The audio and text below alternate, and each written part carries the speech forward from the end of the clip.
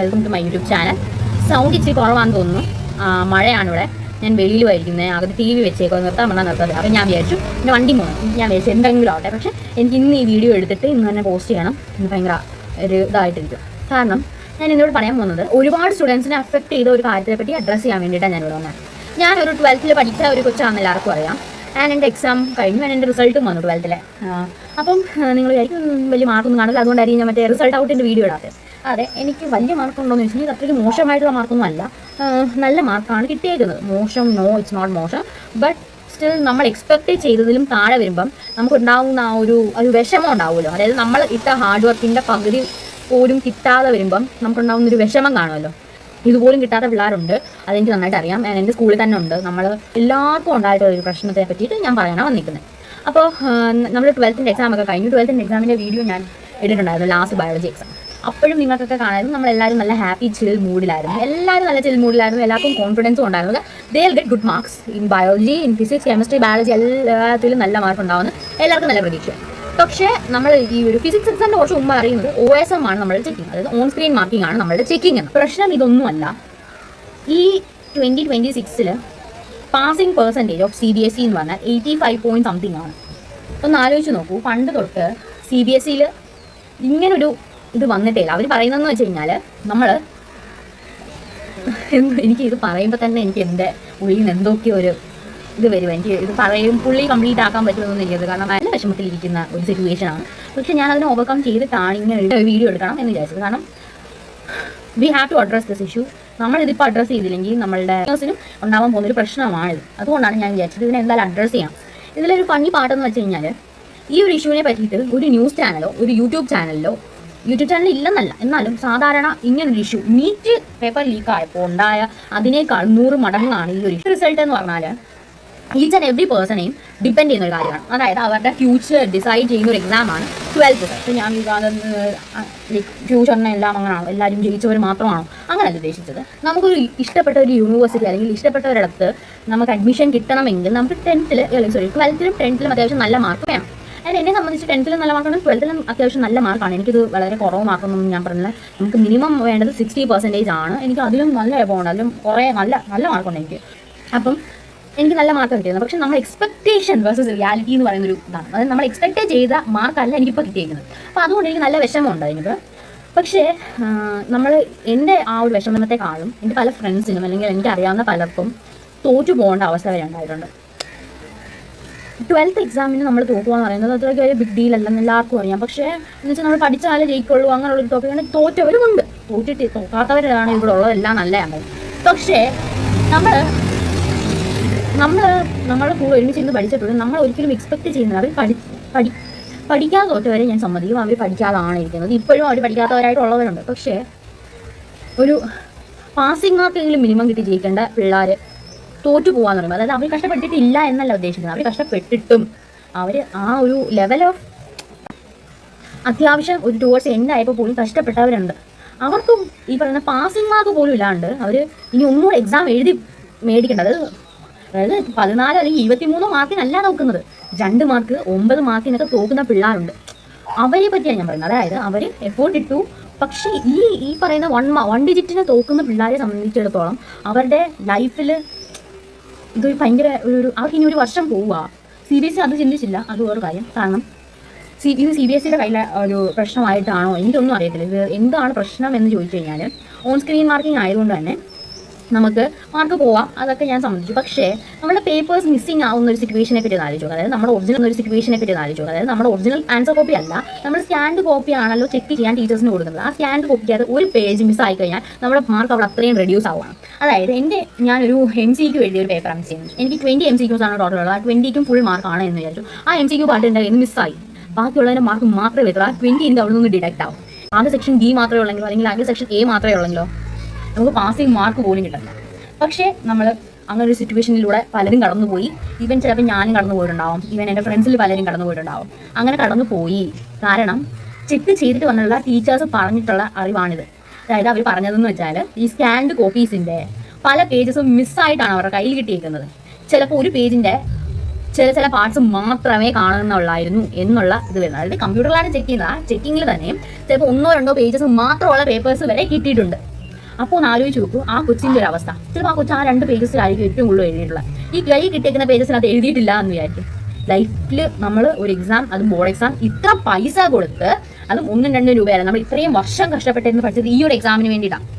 ഈ ഒരു എക്സാം പാസ്സായിട്ട് വേണം നമ്മുടെ സ്കൂളിൽ നിന്ന് നമ്മൾ ഇറങ്ങാനായിട്ട്. അപ്പോൾ ഈ ഒരു എക്സാം എഴുതുന്നതിനായിട്ട് നമ്മൾ എത്രയോ ലക്ഷം രൂപ മുടക്കിയിട്ട് ഈ എക്സാം വന്നിരുന്ന് CBSE സ്കൂളിലാണ് പഠിക്കുന്നത്. നമ്മൾ CBSEയിൽ നിന്ന് എഴുതിയിട്ട് നമുക്ക് പിന്നെ ഒരു വട്ടം കൂടെ നമ്മൾ റിപ്പീറ്റ് ആയിട്ട് ക്ലാസ് 12th പഠിക്കണം.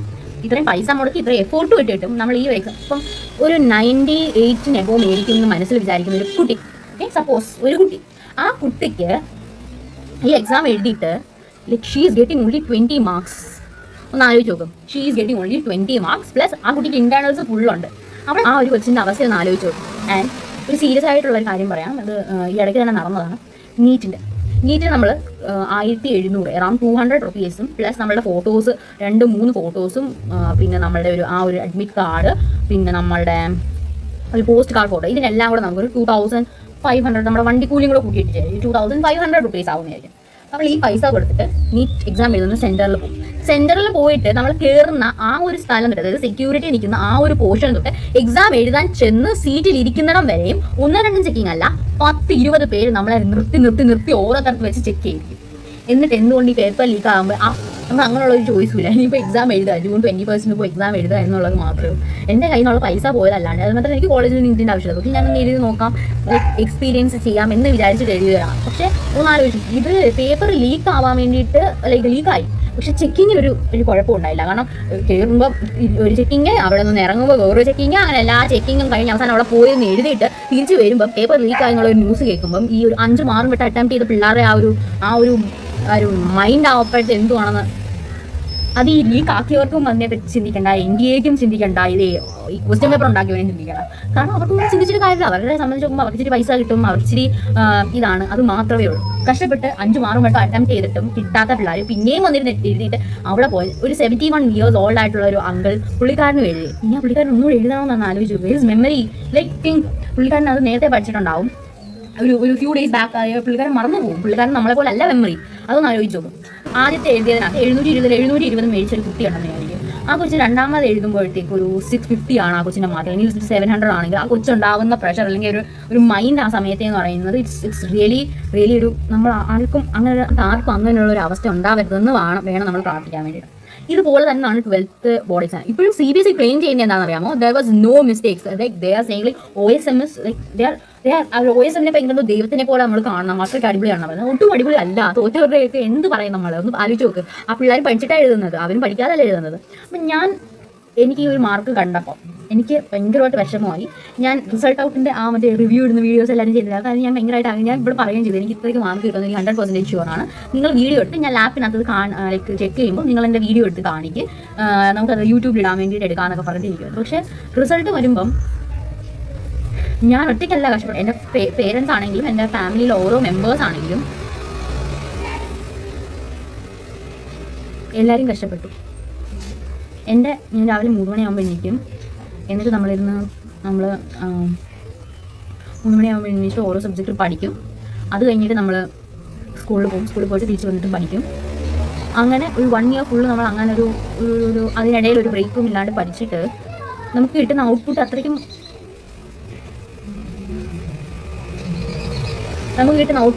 ഒരു ഇതാവുമ്പം ഉണ്ടാകുന്ന ഒരു വിഷം, അത് ഭയങ്കര ഒരു വലിയ വിഷമം. നമ്മൾ എത്ര കഷ്ടപ്പെട്ടിട്ടും കാര്യമില്ല. ഇതെല്ലാം ലക്കാണ്, അല്ലെങ്കിൽ ഇതെല്ലാം ഓരോ ബിസിനസ്സാണ് എന്ന് ചിന്തിക്കുമ്പം ഒന്ന് ആലോചിച്ച് നോക്കുക. നമ്മൾ രാവിലെ എണീച്ച് എൻ്റെ ബർത്ത്ഡേ ആണ് 18th. ഞാൻ നല്ല അടിപൊളിയായിട്ട് ആഘോഷിക്കണം എന്നൊക്കെ വിചാരിച്ചിരിക്കുമായിരുന്നു. പക്ഷേ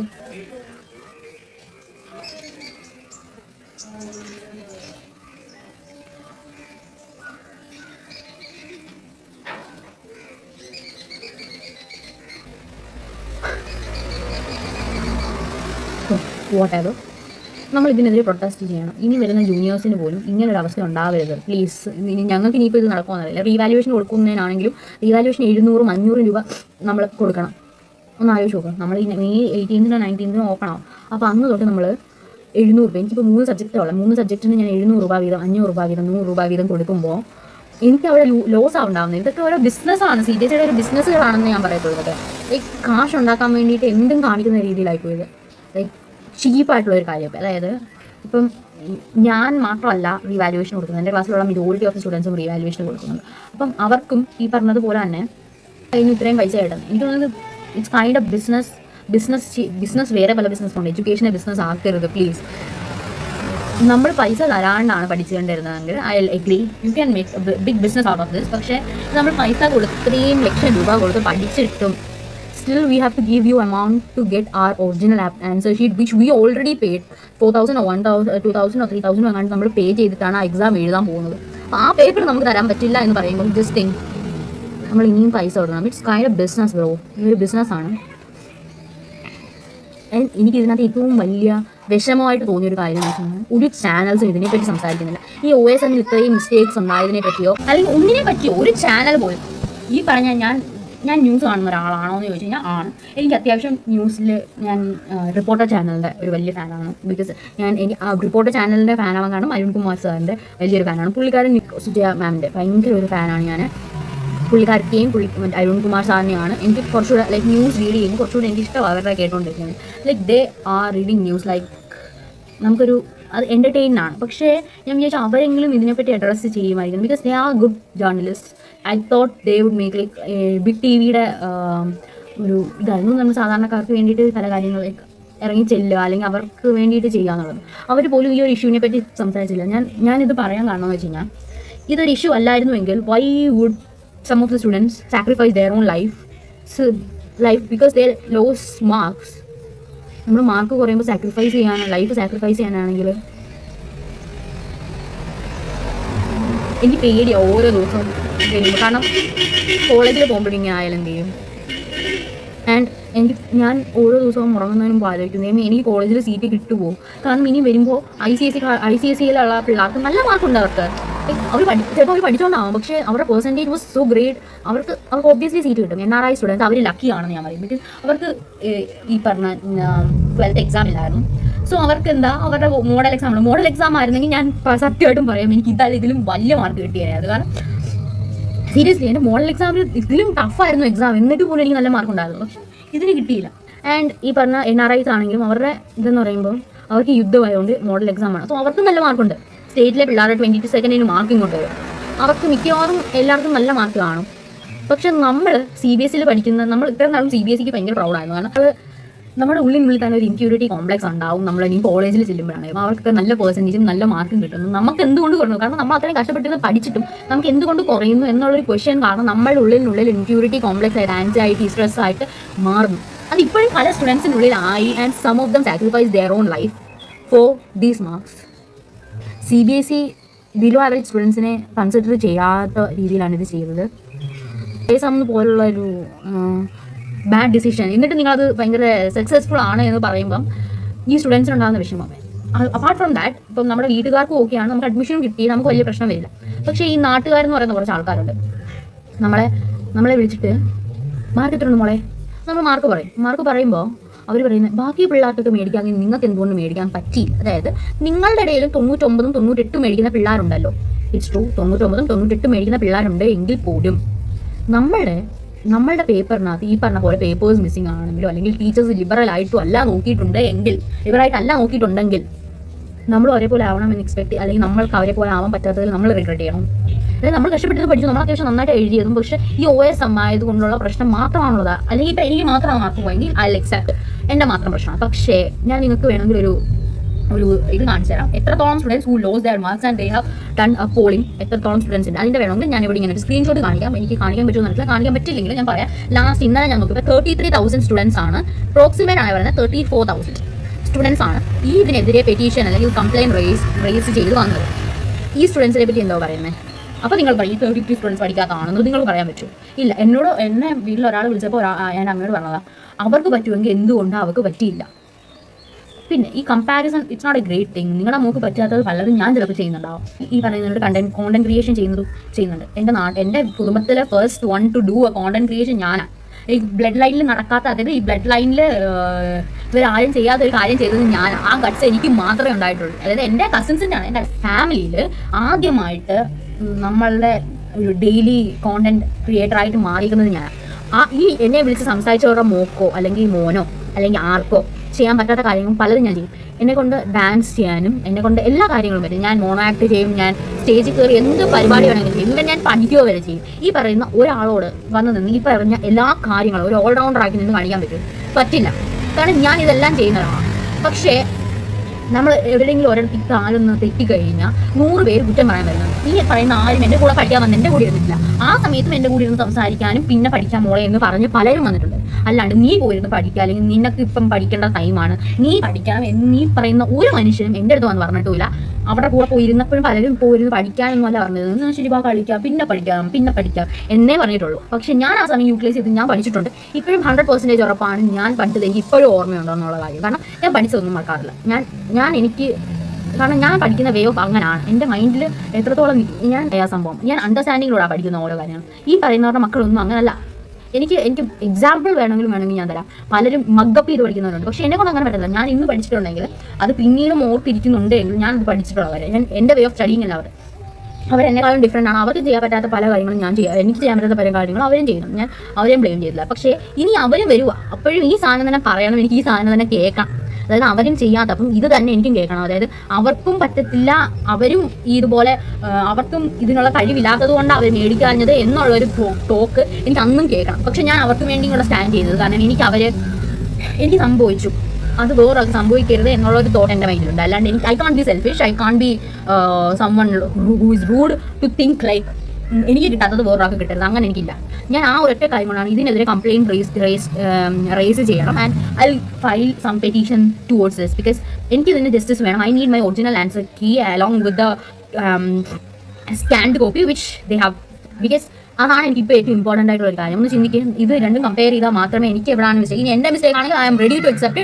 ഞാൻ ഈ ക്യാമറയുടെ മുന്നിൽ തന്നെ വന്നിരുന്നു ഇതിനെപ്പറ്റി സംസാരിക്കുകയും. പക്ഷേ ഇത് എനിക്കെല്ലാം മിസ്റ്റേക്ക് പറ്റിയിട്ടുള്ളത് എങ്കിൽ I need my mark which I got lost. So I need it's. അതാ ഇത്രയേ ഉള്ളൂ. ഇതാണ് വീഡിയോ. ഇതിനെതിരെ ആരെങ്കിലും ഒന്ന് സംസാരിക്കണം പ്ലീസ്.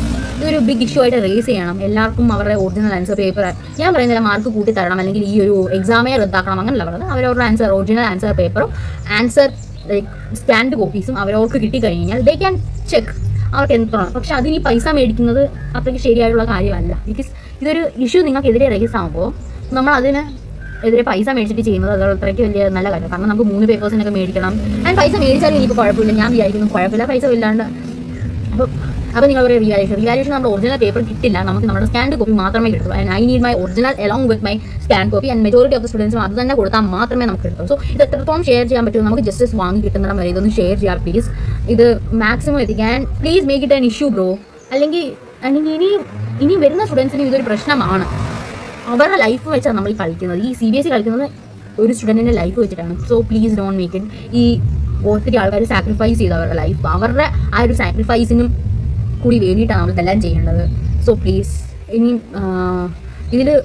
ഇനിയിപ്പോൾ ഇതുവരെ ഞാൻ പറഞ്ഞിട്ട് വിശ്വാസം വന്നില്ലെങ്കിൽ, ഞാൻ കഴിഞ്ഞ ദിവസം ഒരു ന്യൂസിൽ കണ്ടത് ഒരു boy who got 97 in the JEE മെയിൻസിന് 97% മാർക്ക് മേടിച്ചൊരു കുട്ടിക്ക് CBSE ബോർഡിൽ 67% ആണ് മാർക്ക്.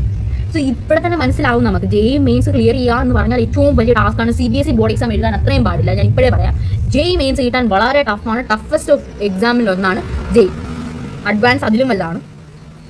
പക്ഷേ അങ്ങനെ ഒരു കുട്ടി ഇത്രയും പാസ്സായിട്ടും അവന് CBSE ബോർഡ് കിട്ടാത്തപ്പോൾ മനസ്സിലാക്കും. സോ ഞാൻ ഈ പറയുന്നത് എനിക്ക് മാർക്ക് കിട്ടാത്തതുകൊണ്ടുള്ളതല്ല, എൻ്റെ ക്ലാസ്സിൽ പഠിക്കുന്ന പലരും ഫെയിൽ ആയിട്ട് വരെയുണ്ട്. സോ അവർക്കും കൂടെ വേണ്ടിയിട്ടാണ് ഞാൻ ഈ റേസ് ചെയ്യുന്നത്. കാരണം അവർ ഡിസേർവിങ് ആണ്, എനിക്ക് കൊടുക്കാമായിരുന്നു, പക്ഷേ അവരതും ചെയ്തില്ല. ഐ ഹോപ്പ് ഇത് പ്ലീസ് ഇതിൻ്റെ ഒരു അഭ്യർത്ഥനയാണ്. അതായത് ഒരു ഇഷ്യൂ റേസ് ആവട്ടെ പ്ലീസ്. കാരണം എന്നാലേ ഇതിനൊരു ജസ്റ്റിസ് കിട്ടുള്ളൂ. ജസ്റ്റിസ് ഡിനൈഡ് എന്നല്ലേ പറയാറ്. സോ ഇത് എത്രത്തോളം ഡിലേ ആവുന്നു നമ്മുടെ അഡ്മിഷൻസിനും എല്ലാത്തിനും പ്രശ്നമാണ്. And we are not getting our justice. നമുക്കൊരു ഹോപ്പ് ഉണ്ട് ദാറ്റ് നമ്മളിതിന് ഫെർദർ മൂവ് ആകുമ്പോൾ എന്തെങ്കിലും നടക്കുമെന്ന് ലെറ്റ്സ് ഹോപ്പ് ഫോർ ഇറ്റ്. അത്രേ പറയാൻ പറ്റുള്ളൂ. സോ ഇത് മാക്സിമം ഷെയർ ചെയ്യുക, ഇതൊരു ഇഷ്യൂ ആക്കുക പ്ലീസ്. ഇത് ന്യൂസ് ചാനൽസിലാണെങ്കിലും ഇത് ഞാൻ വിചാരിക്കുന്നു എവിടെയെങ്കിലും കൊടുത്ത് എങ്ങനെയെങ്കിലും ഒന്നത്, അല്ലാണ്ട് ഇത് പറ്റില്ല. ബിക്കോസ് ആലോചിച്ച് നോക്കുക, എത്രയോ പേര് അവർ ലൈഫ് സാക്രിഫൈസ് ചെയ്തിട്ടായിരിക്കുന്നത്. ആ സാക്രിഫൈസിനൊരു വാല്യൂ വേണ്ടേ? അതുകൊണ്ട് പ്ലീസ് ഇത് മാക്സിമം ഷെയർ ചെയ്യുക, ഇതിനൊരു സൊല്യൂഷൻ കണ്ടു കിട്ടുന്നിടം വരെ. So that's all. Thank you. And ഇത് പലരെയും ഹേർട്ട് ചെയ്തിട്ടുണ്ടാവാം. I am really for that. ഇത് പക്ഷേ ഞാൻ ഇങ്ങനെ തന്നെ പറഞ്ഞില്ലെങ്കിൽ ചിലപ്പോൾ ആൾക്കാർക്ക് ഇതിൻ്റെ ആ ഒരു ഇത് മനസ്സിലാവില്ലായിരുന്നു. ഇത് ഈ ഇഷ്യൂവിനെ പറ്റിയിട്ട് ആരും സംസാരിക്കുന്നില്ല. അതുകൊണ്ടാണ് ഞാൻ ഇതിനെപ്പറ്റി എന്തെങ്കിലും സംസാരിക്കണമെന്ന് പറഞ്ഞിട്ട് തന്നെ വന്നത്. സോ ആൾക്കാർ ഇതിനെ പറ്റിയിട്ട് എന്തെങ്കിലും ഒന്ന് പ്ലീസ് ഈ ഒരു ഇഷ്യൂവിനെ നമ്മൾ സീരിയസ് ആയിട്ട് എടുക്കുക. താങ്ക്സ്. That's all.